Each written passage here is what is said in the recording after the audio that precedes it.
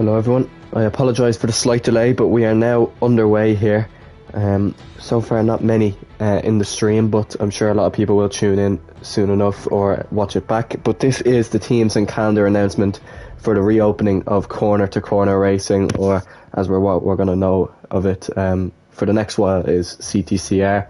This is season 6 and it's our first season on the F1 23 game, our third game that we will go on to as we look at the new car for this season, the livery that will be used for most of the announcements, anything that happens throughout the season.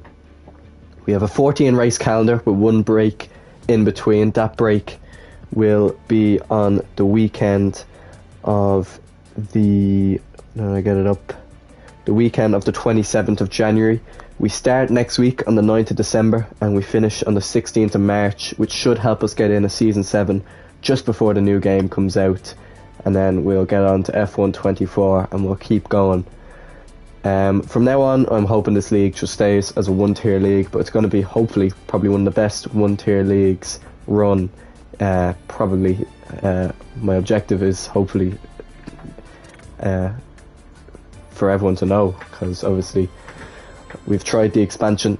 Unfortunately that didn't quite work, but we've always been a great league with only one tier, which we haven't been a one tier league since going all the way back to season 1. But we're hoping now that season 6 is going to be somewhat different. So without further ado, we'll get in now to our driver lineups. We have our cars here, 10 cars on the grid, and there should be obviously 20 drivers.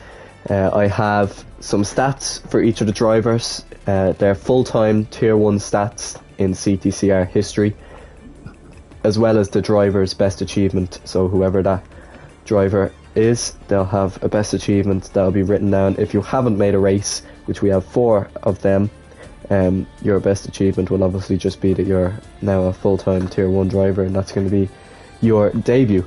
So we'll start with Red Bull, and probably one of the most dangerous teams on the grid, definitely the most experienced team on the grid. The 2 drivers with the most race starts, the most points and the most podiums. Our first driver is our 2-time Dutch champion SLR Quattro, of course the winner of Season 4 and Season 5, with 10 race wins to his name, 14 podiums, 347 points in only 21 starts. Up next, we have alongside him, who I would like to consider as one of the greats as well, the Argentine Season 1 runner-up, 6-time race winner, 11 podiums, 322 points, and the most in the league, 30 starts. It's Lucas Paul, 73. These two will be rocking up in Red Bull. Quattro, it'll be the first time that he will race in Red Bull. As for Lucas Paul, he raced in Season 3 in the Red Bull colours and definitely didn't have a very successful season. His only season where he did not score a podium. He's hoping to be back on the podium this season in one of our 14 rounds, as that is Red Bull. So up next, we move on to the red of Ferrari.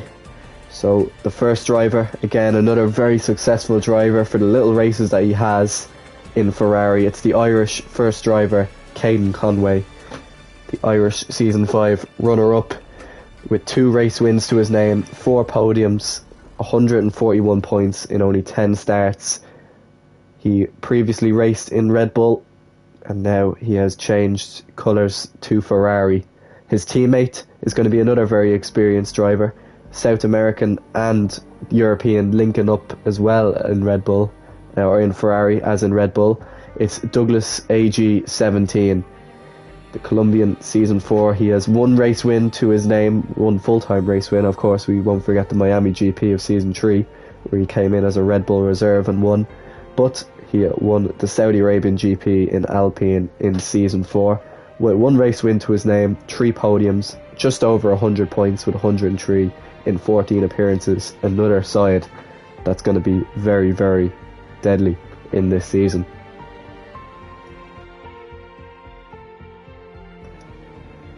Up next, we now move to Mercedes and an all-British lineup in real life, and it's an all-British lineup here in the game as well. We have WOR Alfie and Brandon Clark, both in a Mercedes. Both have 8 starts to their name.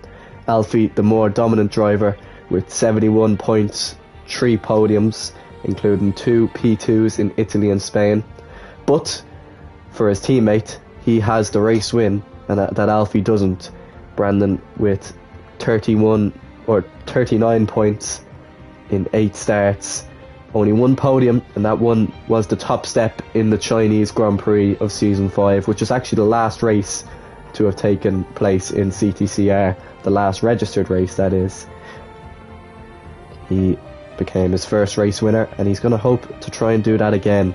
So far we have 3 very, very deadly teams as far as drivers.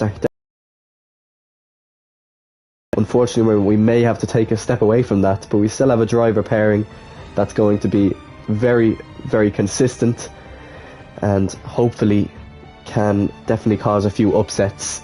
We have an Irish and British driver linking up, making his Tier 1 full-time debut is Lucky Nutshot alongside It's Jake Mate. It's Jake Mate, again, one of the very experienced drivers in this league. He has 17 starts, and he's one of the only drivers here, himself and Lucas Paul, the only 2 drivers here to have raced in Season 1 and all the way up to now Season 6. Only 54 points, and although being so close to so many podiums, he's still yet to get one. His best ever achievement is the pole sitter of the Bahrain GP in Season 1.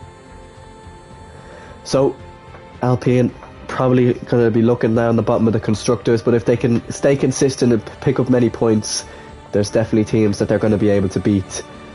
On to the next team, which could be a team that they'll battle with. McLaren and Alpine obviously battled in real life last season in 2022.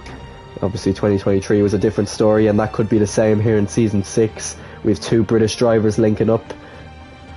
One is a very experienced 2-time race winner of Kofi 477 with 15 starts, 130 points, 4 podiums and 2 race wins in the Season 5 Hungarian GP and the Season 4 Emilia Romagna GP. Kofi will be the first driver in that McLaren seat, along with his fellow British driver of Marchi. Again, as I forgot to mention, he also raced in Season 1, so I've kind of taken him away from It's Jake May and Lucas Paul. He has 7 starts as a full-time driver in Tier 1, which is all the way back in Season 1, because since then he was in Tier 2. With 52 points that season, and his best finish being a P4 at the British GP. He has gotten a lot better since then, and I'm sure we should be able to see plenty of podiums and high qualifying scores from him. We then move on to our second Italian team, or our third Italian team on the grid, as my laptop has decided to go dead, so I actually don't know who it is. I'll have to get that charged. So just as I suppose at the halfway point, we'll just give you a little break while I get this back up and running.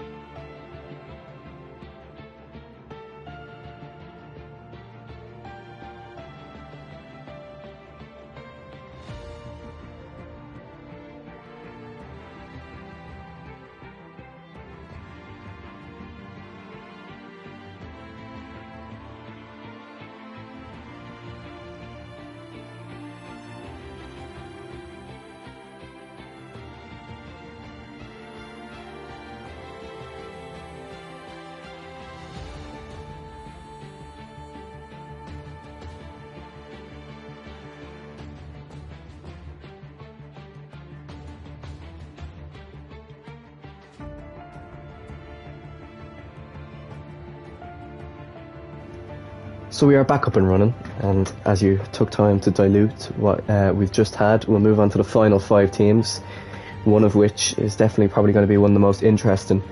Unfortunately, that isn't Alfa Romeo, but they do still have a very serious lineup.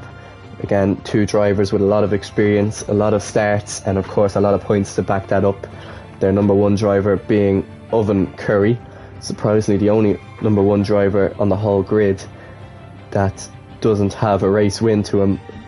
He has 18 starts and 114 points, 4 podiums, 0 wins, and his best achievement is the British Season 4 podium sitter,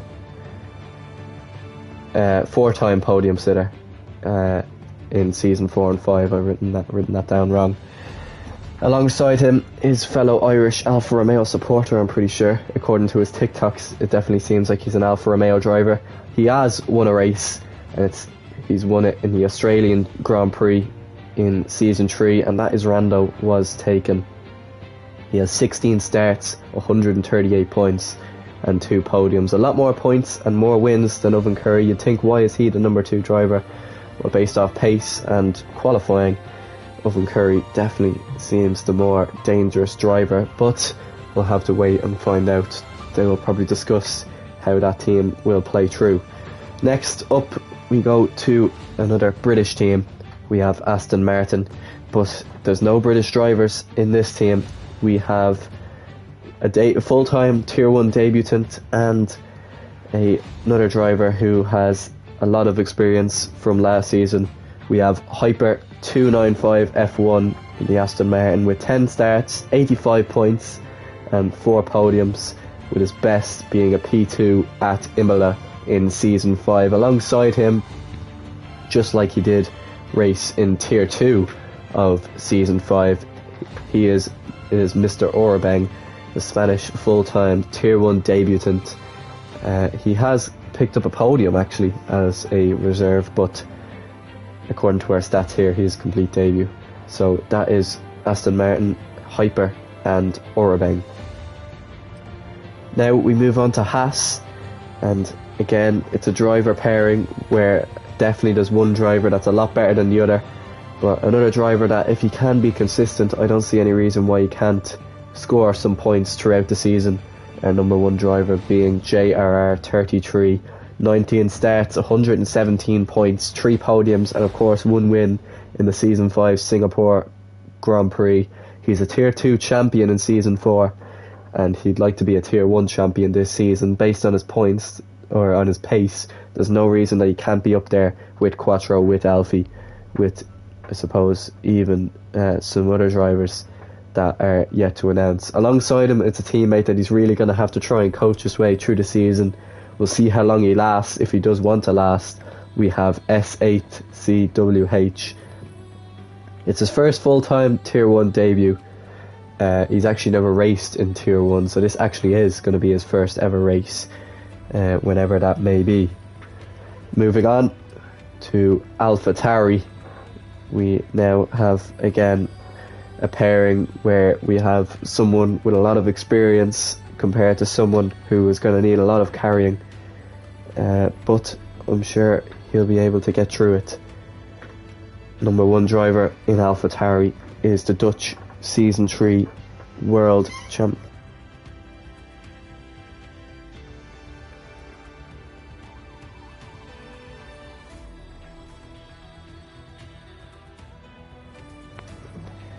The Dutch Season 3 World Champion Psych 8 with 4 wins, 8 podiums, 191 points and 11 starts. Psych is going to hope to get back to his winning ways, his last race being that P3 in Abu Dhabi, where of course he took home his first and only World Championship. Alongside him is another driver who's had great experience in Tier 2 but little to none in Tier 1, but has picked up points and at times can show that he does have the pace to keep up with some of the midfield drivers. We have back to Spawn you go. It's his full-time Tier 1 debut. He's yet to have a race, the British driver, so we'll see what is to expect from him. And now moving on to probably one of the most interesting teams on the grid, and if you're keeping track and writing this down, you'll know what two names are missing. Two who definitely went toe to toe in season 2 and have a long history, are going to be teammates in the Williams this season. Our first driver and a world champion is Randro17 with 20 starts to his name, the third most experienced driver on the grid, with only one start behind SLR Quattro, 250 points, 10 podiums, and of course 5 race wins. He has won in many races, and he's going to hope to win sometime this season as well. And alongside him is the Irish driver, who has definitely had not the best of history in this league, but he can show up when he needs to, and he will be a driver who will always be in the background until he needs to pop up with a result. It is, of course, FaZe McBot. Only 3 full-time starts with 43 points, 1 podium being that 1 win in the Bahrain GP as he finished P3 in the championship in season 2. So that is our teams. We now will move on to the calendar next. I'll take a short break before we get some opinions, maybe in the chat, that I can react to, and we'll get going at hopefully 9 o'clock.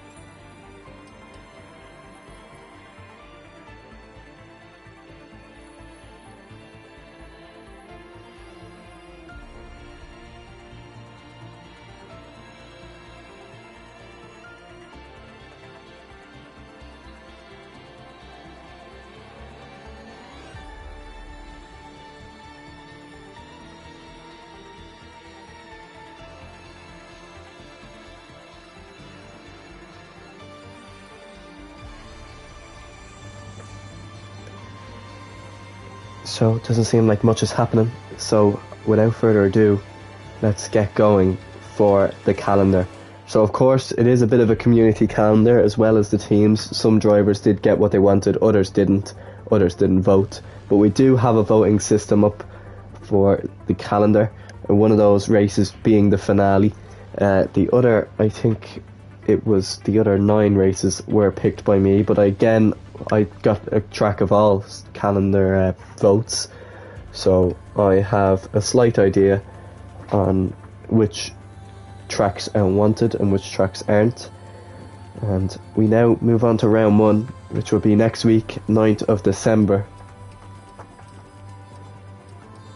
and that will take place in South America, or South America I should say, in America, and it will be Mexico City.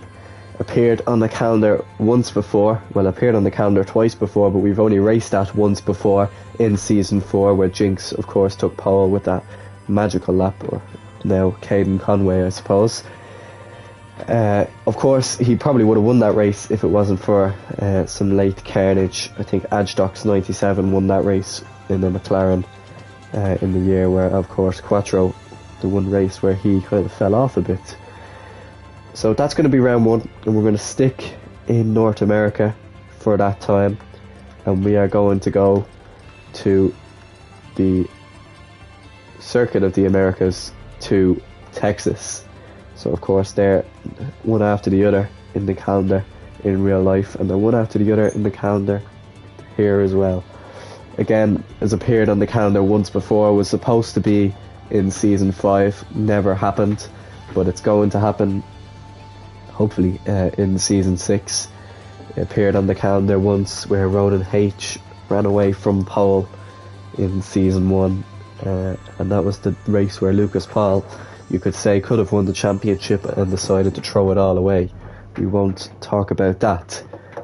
We then head over to our 5-race European tour, and we head over to a track that had a lot of votes, surprisingly, in the calendar vote, but it didn't quite make it, but I've decided to put it in anyway, and that is Circuit de Catalunya in Spain. Of course, we have Mr. Orbang's home track. We've raced here once before, only in season 5, and it was actually the first ever streamed race was in Spain for a practice session and race.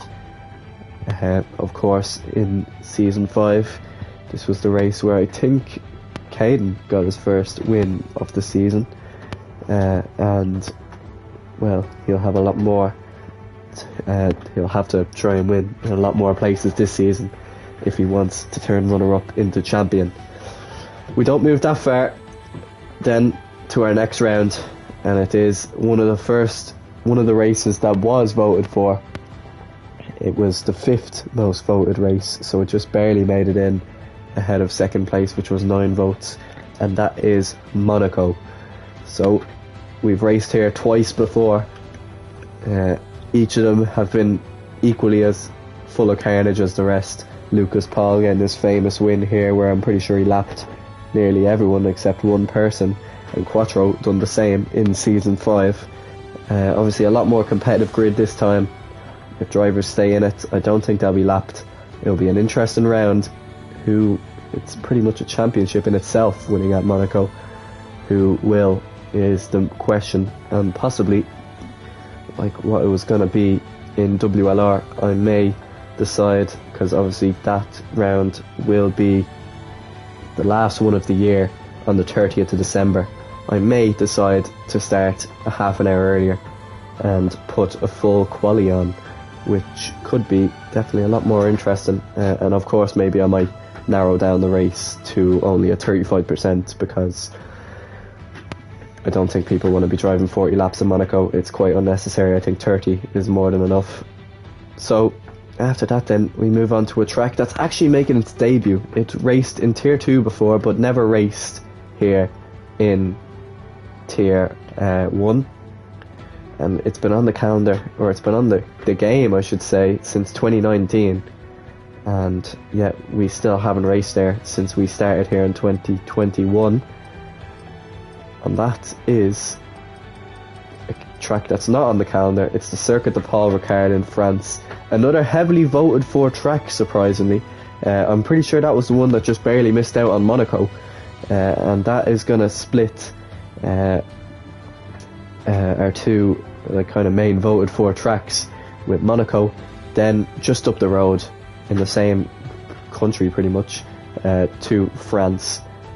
Of course, 15 turns, very tough track to get right. Of course, track limits is going to be huge around here, considering that there's so many versions of the track. You had no idea what some drivers, what lines they may take. As I'm starting to run out of words on this track because I can't relate back to a past race, so I suppose we move on to the most voted track for in the track announcements, and it was probably going to be on the calendar either way, with 20 votes. it's Silverstone, and it's going to be our penultimate round of the first half of the season.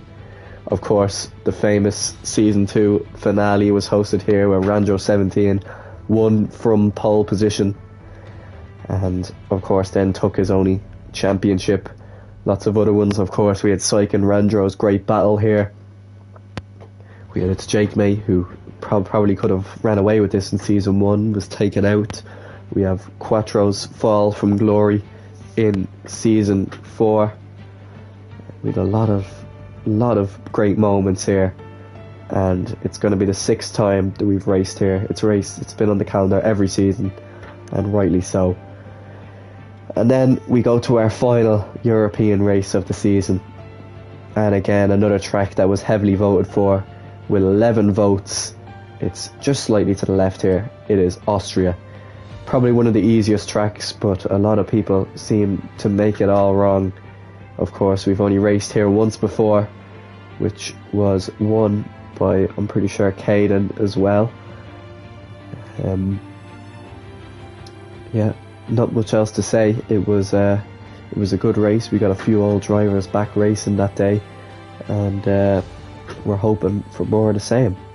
So then we move on to our break on the weekend of the 27th, and we come back to our start of our kind of Asian tour that we have, and we're going to start the first round of the second half of the season the way that Formula 1 start their first round of every season. It's the Bahrain Grand Prix. We've raced here 3 times before. Of course, there was that infamous crash between Lucas Paul and Randro, which McBott ran away with. We had other races where Lucas Paul, of course, won here in Season 5. He also won in Season 1, so it's probably one of his best tracks. He's hoping to take home a 3rd race win here at the start of the second half of the season. We then move to another Arabian track, and no, it is not Jeddah. And now, to be honest, I've kind of given it away. It is, of course, Qatar.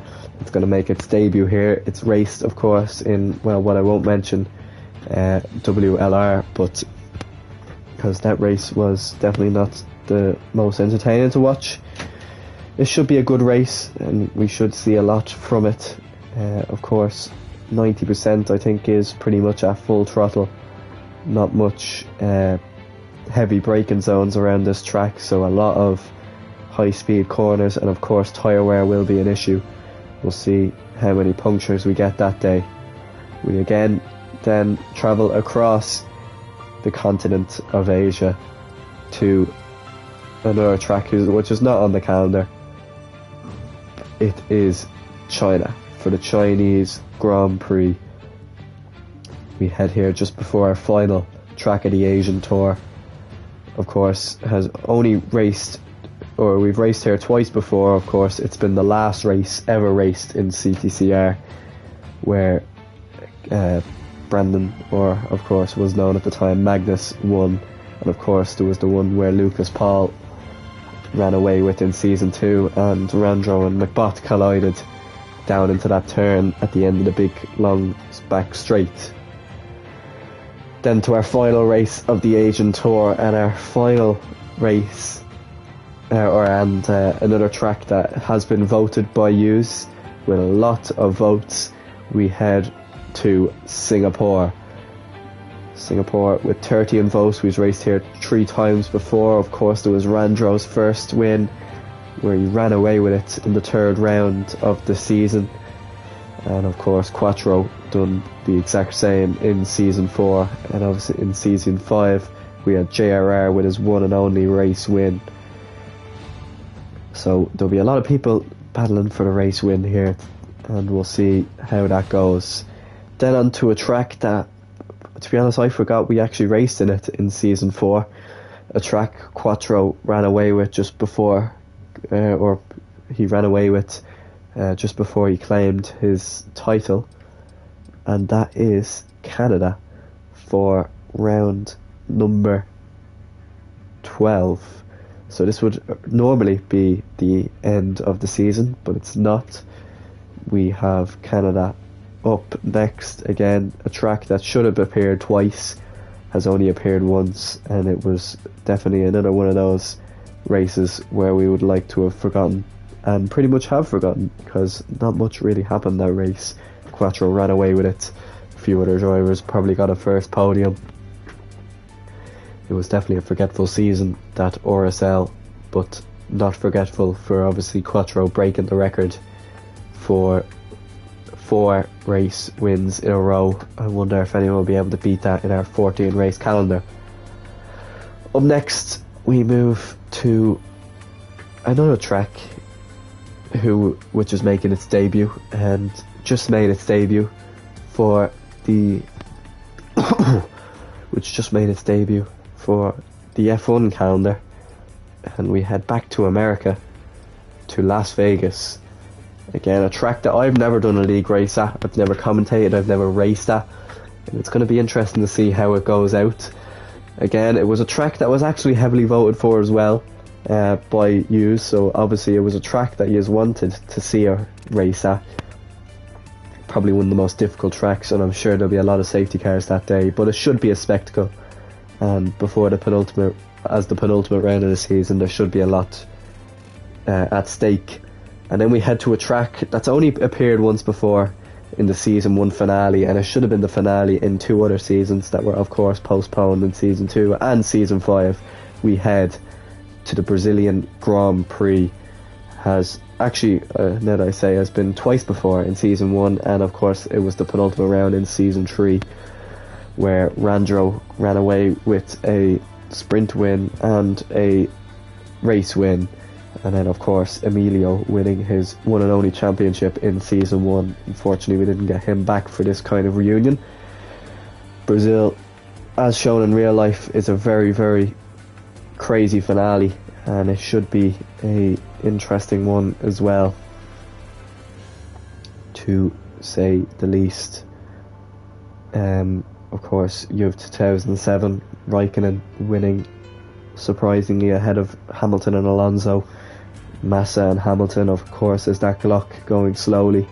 And then of course you have Vettel in 2012 with his great comeback drive. So it should be a spectacle in Sao Paulo to finish it off. So I suppose I might as well just do a whole summary, and I suppose I can do this in Grand Prix mode. 14 races. We have Brazil, finale, Vegas, then we go to Canada, and then it is Singapore, China, Qatar and Bahrain. Then it is Austria, Britain, France,